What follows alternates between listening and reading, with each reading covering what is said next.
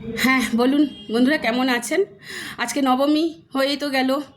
আর একটা দিন মা তো চলার পথে, মানে শ্বশুর বাড়ির দিকে যাবে। তো যেটা বলার আর কি, আমি ঠাকুর দেখতে যাই না ঠিকই, একটা সময় গেছি।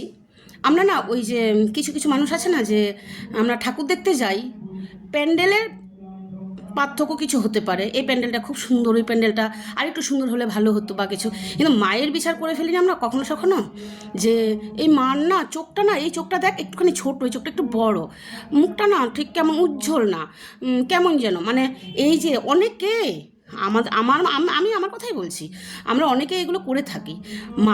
মা কেমন, মায়ের বিচার আমরা করব? মা দেখতে কেমন, মাকে কেমন লাগে? মা তো মাই হয়, তাই না? মায়ের কোনো বিকল্প আছে?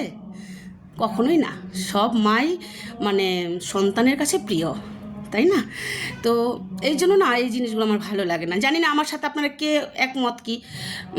মায়ের মুখটা আমি সবসময় না মা দুর্গার মুখের দিকে তাকিয়ে থাকি।